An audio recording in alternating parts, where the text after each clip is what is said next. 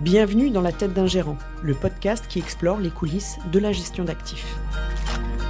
Je m'appelle Lisa Pacro et j'interviewe les gérants qui pilotent les portefeuilles financiers pour mieux comprendre leur façon de penser. Aujourd'hui, j'ai le plaisir de recevoir Geoffroy Carteron pour comparer la gestion de conviction au modèle quantitatif. Allez, c'est parti, entrons dans la tête d'un gérant.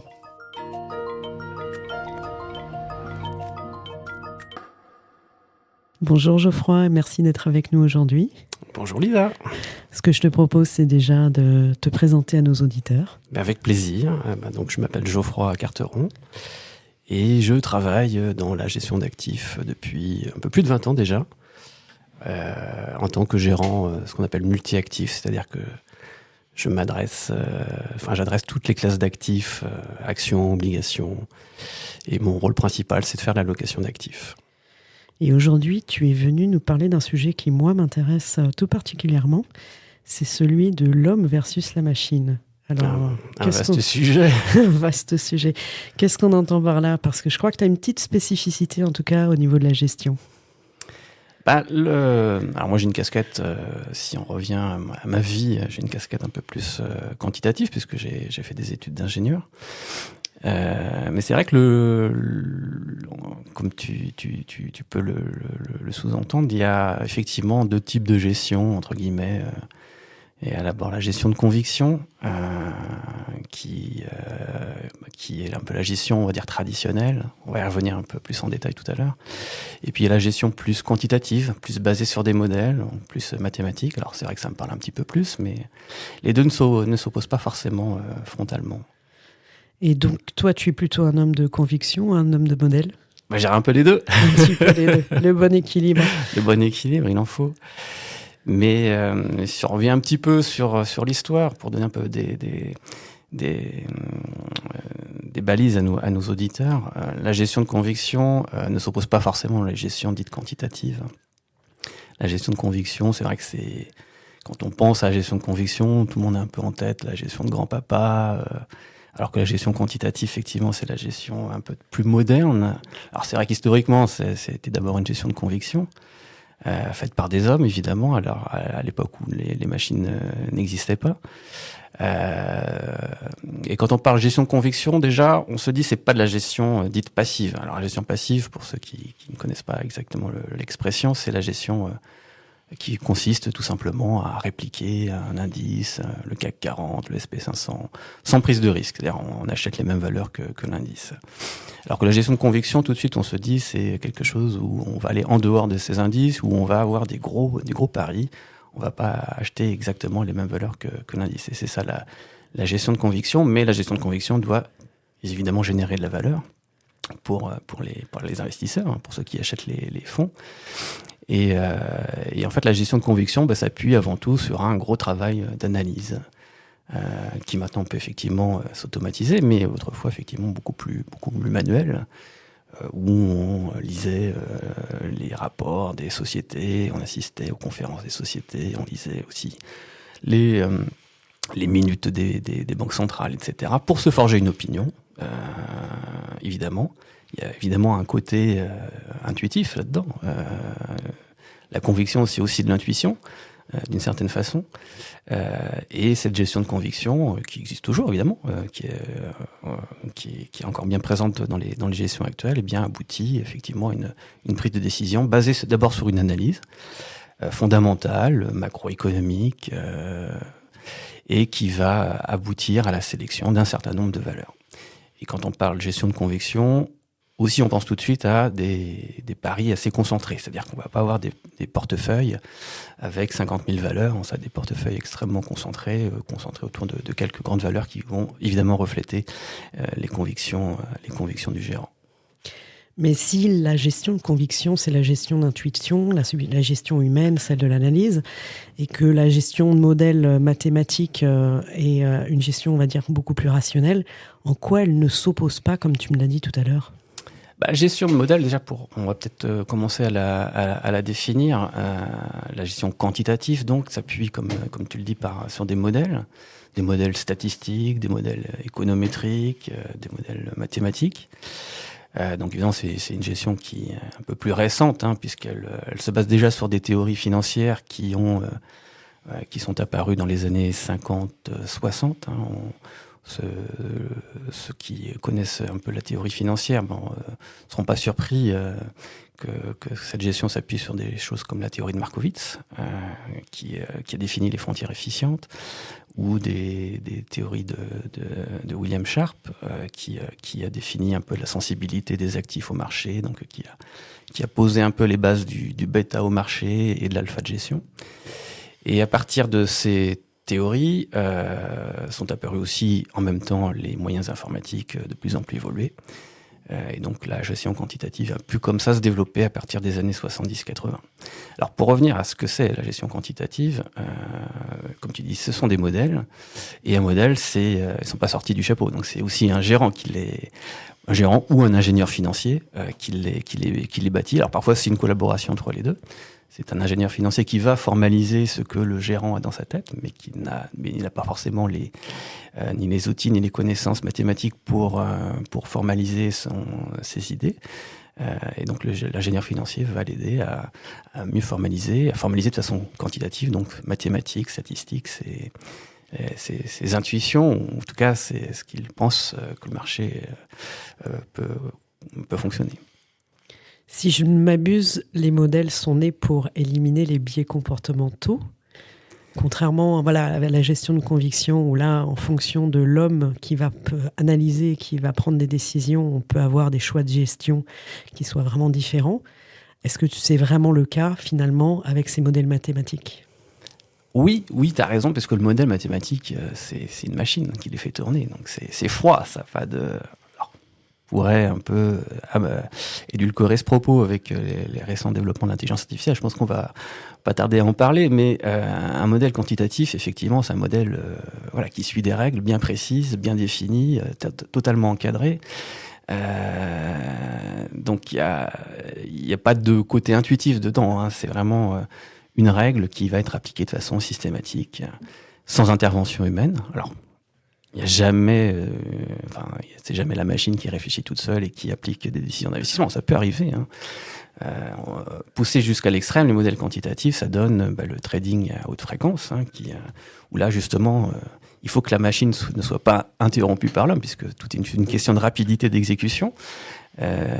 Mais en temps normal, il y a quand même l'intervention de l'homme à la fin, pour valider ou non les choix du modèle, puisque même si la machine va vous sortir un résultat, parfois ce résultat est totalement aberrant ou défie l'entendement, et donc il faut évidemment que l'homme intervienne à un moment donné pour dire non, c'est pas possible, ça n'est juste pas possible. Donc le modèle n'est pas parfait. Le modèle n'est pas parfait parce que le modèle, ce qu'il faut bien voir, c'est que les modèles, ils s'appuient sur les données du passé souvent. C'est-à-dire qu'on les entraîne, les modèles, pour qu'ils soient les plus beaux possibles. Donc on les entraîne sur les données dont on dispose. Donc ce sont les données du passé. On n'a pas encore trouvé, on n'a pas encore fait le saut dans le futur pour pouvoir faire tourner ces modèles. Donc ils s'appuient forcément sur des données du passé, et donc ils vont évidemment répliquer d'une certaine façon le comportement du passé. Mais on sait très bien que le passé ne se répète pas forcément. On l'a vu avec des événements comme évidemment la crise des subprimes, la crise du Covid, les développements de l'intelligence artificielle aussi qui sont en train de profondément transformer les marchés et pas mal de secteurs d'activité. Donc ces modèles, effectivement... alors j'ai oublié ta question pour le coup. Je te disais que les modèles n'étaient pas parfaits. Ils sont pas parfaits, non, loin de là. Oui. Ils vont vite, ça c'est sûr, mais parfois c'est au détriment de la qualité. Donc il faut toujours, quoi qu'on en pense, que le gérant soit là à un moment donné. Sinon, on fait confiance aveugle au modèle et malheureusement parfois ça peut être très très décevant.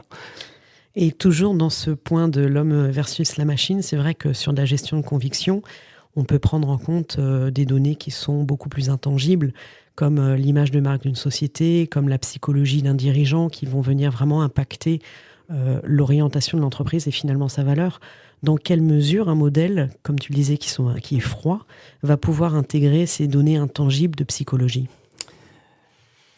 Je t'aurais dit, jusqu'à 2-3 ans, effectivement, les modèles n'intègrent pas ces données-là, parce qu'elles sont, comme tu le dis, intangibles.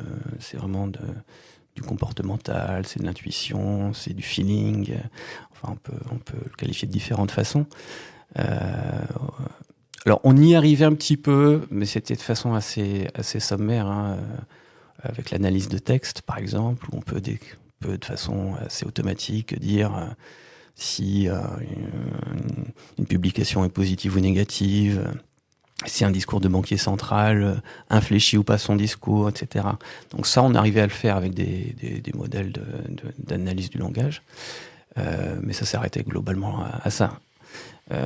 Aujourd'hui, avec l'intégration de plus en plus prégnante de l'intelligence artificielle, évidemment dans les modèles quantitatifs, alors je ne dis pas qu'on y arrive, mais on peut, de façon beaucoup plus rapide, faire ressortir un certain nombre d'inflexions de discours, beaucoup plus naturellement, hein, puisque c'est effectivement ça s'appuie sur le langage naturel, tous ces modèles d'intelligence artificielle. Et donc on arrive un petit peu, mais je pense que c'est que le début, hein, on en est vraiment qu'au balbutiement, je pense qu'on arrive un peu à intégrer ces éléments dits intangibles ou ces signaux faibles qui autrefois, effectivement, il n'y avait que l'homme qui était capable de les percevoir, de les retranscrire, de les creuser. Mais la machine, maintenant, pourrait, je dis bien pourrait, de mieux en mieux intégrer ces données intangibles. Et derrière chaque machine, il y a des hommes, puisque, comme tu l'as dit, ce sont quand même avant tout des hommes qui viennent programmer leurs intuitions. Donc, la machine n'a pas elle-même des biais comportementaux comme pourrait l'avoir un homme. Bah c'est vrai, un modèle, c'est un homme à la base qui le développe. Enfin, un homme, entendons-nous bien, c'est souvent des équipes. Il n'y a pas un seul homme qui fait un algorithme. Il y a autant d'algorithmes que de personnes ou que de gérants, en fait. Un algorithme, c'est un gérant d'une certaine façon. C'est une façon de rationaliser sa façon de penser. C'est un peu la continuité de sa façon de gérer. Est-ce qu'ils ont des biais ? Ils vont d'une certaine façon intégrer les techniques de gestion d'un gérant. Donc oui, d'une certaine façon, il va y avoir des biais. Mais ils sont froids, donc ils ne vont pas avoir tous les biais d'un gérant, notamment les biais de comportementaux qu'on peut avoir, de confirmation, de choses qu'on souhaite voir et qui nous font oublier ce qui ne va pas dans ton sens. Un algorithme, lui, va complètement englober tous ces aspects. Donc ils ont moins de biais que quand même le gérant.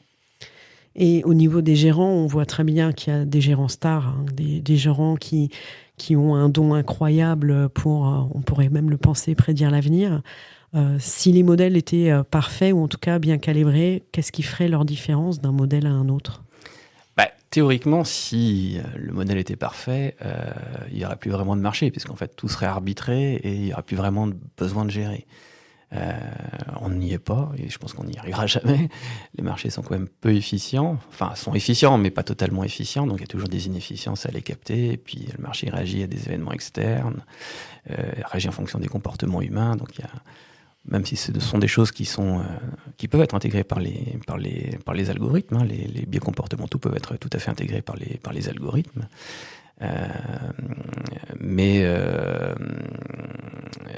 Et là j'ai encore oublié ta question. Décidément. C'est la concentration. On était sur le fait d'avoir le modèle parfait. Qu'est-ce qui pourrait le différencier les uns des autres, mais tu as assez bien répondu sur le fait que ce n'est pas possible puisqu'il y a un gérant, un modèle. Ouais, c'est ça. On pourrait dire ça, un algorithme, un gérant. Donc, les algorithmes sont quasiment aussi imparfaits que les gérants. Ils vont peut-être plus vite que les gérants, c'est sûr, mais ils sont au moins aussi imparfaits. Et tout à l'heure, tu parlais de l'IA qui est en train vraiment de faire bouger les lignes. Et finalement, là où il y avait des imperfections, peut-être dans les modèles, avec le machine learning, on pourrait perfectionner ces modèles. Est-ce que tu penses que ça fait vraiment bouger les lignes de la gestion et que ça peut mettre en risque demain, en tout cas, la gestion de conviction menée par des hommes ? Non, je pense que c'est un outil de plus à la disposition des gérants. Alors, je pense qu'il y a un avantage compétitif à les utiliser dès aujourd'hui, ça c'est évident. La question que tu pourrais poser, c'est est-ce qu'ils vont remplacer l'homme ? Je te répondrai tout à l'heure. Mais l'intelligence artificielle, ce sont des outils très puissants, qu'il faut savoir bien sûr manipuler, qui peuvent évidemment affiner, on va dire, l'analyse d'un modèle classique, puisqu'ils peuvent justement intégrer ces éléments dont on parlait tout à l'heure, ces éléments intangibles. Par exemple, maintenant, sur Bloomberg, c'est-à-dire sur nos terminaux de données financières, on a la possibilité d'intégrer toute la base de données de Bloomberg, donc de poser une question comme ChatGPT sur telle ou telle valeur, et ça va la piocher dans toutes les publications possibles, imaginables sur la valeur. Donc ça va être effectivement, c'est un gain de temps considérable. Je pense que c'est avant tout ça, l'intelligence artificielle, c'est un gain de temps, un gain de productivité colossal. Et bien utilisé, ça permet sans doute d'affiner et de perfectionner les algorithmes. Ça vous permet vraiment de bien retraiter en fait la masse de données, le big data auquel vous êtes aujourd'hui soumis en tant que gérant. C'est ça, c'est que là, historiquement, l'algorithme, c'était le gérant qui avait une idée d'une efficience de marché qui était ensuite validée par le modèle avec des tests de régression, des choses comme ça. Maintenant, l'intelligence artificielle, tu lui poses la question, il va te dire si effectivement il y a... Enfin, je simplifie évidemment à outrance, mais c'est un peu ça l'idée, c'est qu'on... l'intelligence artificielle va permettre de faire tout ce travail d'analyse des paramètres d'un marché, des biais d'un marché, de façon beaucoup plus simple, beaucoup plus intuitive, beaucoup plus naturelle, puisqu'on dialogue avec la machine comme je te parle, évidemment, grâce à l'intelligence artificielle, alors qu'avant, l'algorithme quantitatif, c'était des formules mathématiques bêtes et méchantes, enfin plutôt méchantes que bêtes, mais ça s'appelait, il fallait être expert, il fallait être un statisticien, il fallait être un mathématicien, il fallait être un programmeur. Maintenant, je dirais que ça s'adresse à tout le monde. Ça démocratise un petit peu l'accès aux algorithmes, si tu veux. Mais du coup, si je tape dans mon chat GPT, est-ce que je peux investir sur telle ou telle valeur ? Est-ce que tu penses que la réponse va vraiment m'aider ? Il va te répondre, ça c'est sûr. Est-ce que ça va être un conseil pertinent ? Je pense qu'il est assez pertinent, parce qu'il va s'appuyer sur des données, sur des vraies données. On sait très bien aussi que l'intelligence artificielle peut avoir des défauts, donc il ne faut pas non plus... c'est pas un chèque en blanc, mais ça peut aider effectivement au quotidien, pour les non-experts, mais aussi pour les experts, à travailler un peu mieux sa matière. Mais au final, je pense que ça reste l'homme qui va prendre la décision par rapport à son intuition. On en parlait tout à l'heure, et j'ai dit que j'allais te répondre, donc je vais te répondre. C'était ma question. Alors, l'homme versus la machine. Je vais te poser une question. Ah. Toi, tu prends l'avion de temps en temps ? Ça m'arrive. Ça t'arrive ? Est-ce que tu accepterais de monter dans un avion qui Mon soit totalement automatique, piloté par une machine ? J'en étais sûr. Absolument pas. Voilà, c'est la même chose. Est-ce que tu accepterais de confier tes économies à une machine qui va prendre des décisions, certes, qui va seulement te faire gagner de l'argent à un moment donné, mais qui peut partir complètement dans le décor ? Non, on a besoin quand même de se rassurer, de savoir qu'il y a quand même un pilote, même s'il ne fait pas grand-chose, comme c'est le cas dans un avion aujourd'hui même. Aujourd'hui, les pilotes sont souvent en pilote automatique, donc évidemment, on gère les phases un peu plus compliquées d'atterrissage et de décollage, mais en gestion, on pourrait faire le même parallèle. Donc, il y aura toujours, je pense, besoin d'un homme derrière la machine pour au moins la débrancher quand ça ne va pas. Donc, on garde le pilote dans l'avion. On le garde, oui. Super. Et donc, pour terminer, si tu as un point que tu aimerais que nos auditeurs aujourd'hui retiennent de notre conversation, ce serait lequel ? On a beaucoup parlé d'intelligence artificielle. Donc déjà, premier point, je pense qu'il ne faut pas en avoir peur. Ça peut faire peur, mais au contraire, c'est, je pense, un outil très très puissant qui nous aide déjà à mieux travailler. Donc, comme tu le disais, il y aura toujours de toute façon des hommes derrière. Il y en aura peut-être moins, ça c'est sûr, parce qu'il y a un certain nombre de tâches qui peuvent être clairement automatisées et rendues beaucoup plus rapidement avec l'aide de l'intelligence artificielle. Mais je pense que c'est ça, je pense qu'il faut ne pas avoir peur surtout, et puis se dire qu'au contraire c'est un progrès et que le gérant de conviction ne s'efface pas devant la machine, au contraire, si c'est bien travaillé avec la machine, ça ne peut être que pour le bien de tout le monde. Merci Geoffroy. Merci Lisa. Vous venez d'écouter Dans la tête d'un gérant, un podcast produit par Parlons Épargne by Ophi Invest. Ce contenu ne constitue en aucun cas un conseil en investissement à l'achat ou à la vente de titres ou de placements financiers. Pour ne manquer aucun épisode, suivez-nous sur LinkedIn et toutes les plateformes d'écoute de podcast. Et n'oubliez pas, les meilleurs investisseurs sont ceux qui se connaissent eux-mêmes.